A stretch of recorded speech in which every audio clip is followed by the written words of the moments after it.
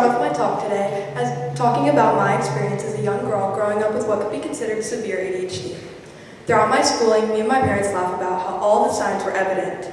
In the first grade, I used to get up and start dance parties whenever my teacher wasn't looking.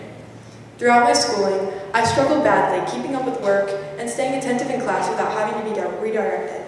Once I hit 5th grade, these struggles became worse, and they grew out to social situations too. Completing assignments and keeping friends became a daily struggle for me. It took a toll on my self-esteem. Once I reached middle school, I began to struggle even worse. I began researching what could be wrong, and I discovered ADHD, or Attention Deficit Hyperactivity Disorder. I thought this could be what was affecting me, and I began to reach out to the adults and doctors around me, but I was yet shut down and ignored.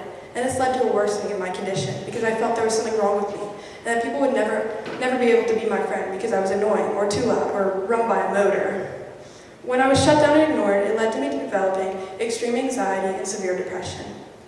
I tried to vocalize this ADHD when I was getting help for my depression, but doctors began to focus more on the depression than the root of the problem, which was my ADHD, and the lack of my ability to do work, which was bringing down my self-esteem. They put me on incredibly powerful medication, which ended up only worsening my condition. It wasn't until my current doctors helped listen to me, and it changed my life for the better. I was recently put on medication to help with my ADHD, and it completely changed my schooling.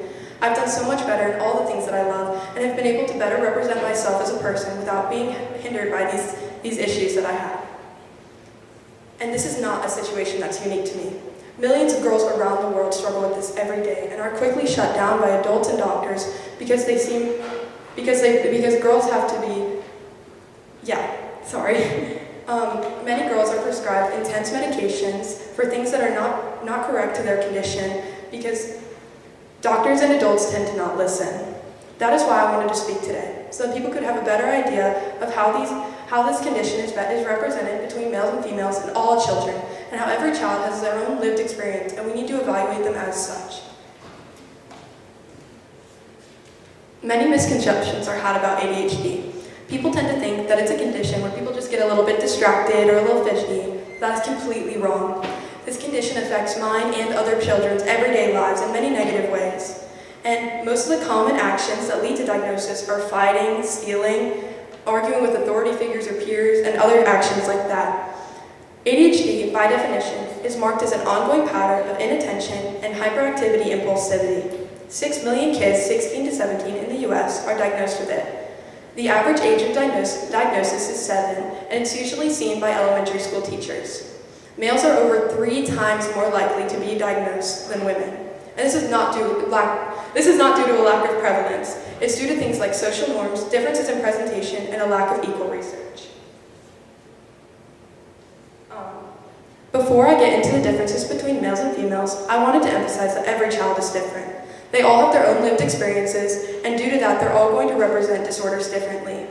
The important thing is to focus on listening to each and every child and what they have to say. What I'm going to say is a generalization based off of research, studies, and the people I've seen around me. I've watched many children with ADHD grow up, and while every child represents their disorder quite differently, what I'm going to speak on is the generalizations and the commonalities seen in both genders.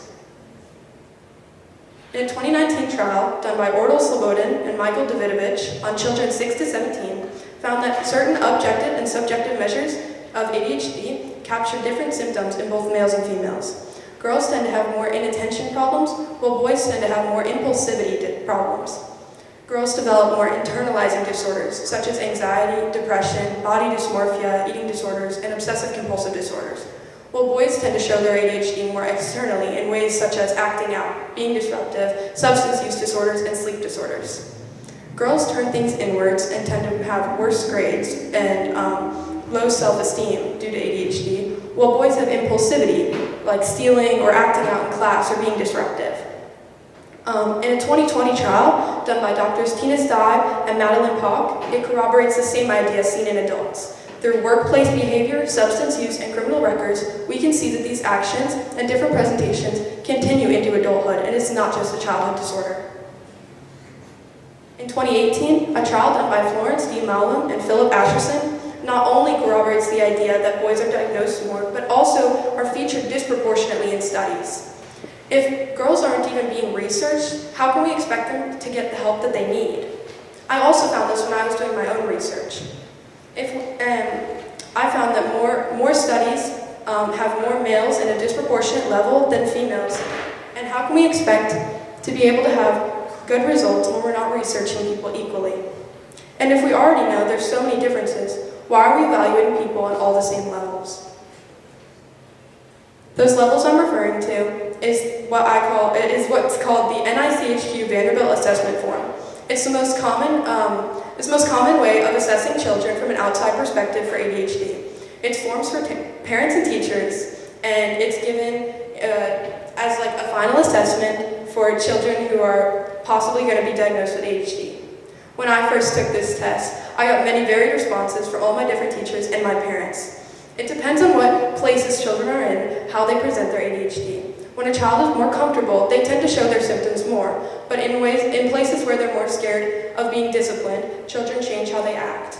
It's interesting to see how many different perspectives people get of a child depending on who they're with. I wanted to look at how many of these questions on these forms were targeted toward internal or external presentation. And out of the 55 questions on the first parent form, 27 were targeted toward external presentation, like fighting, stealing, and arguing with authority figures.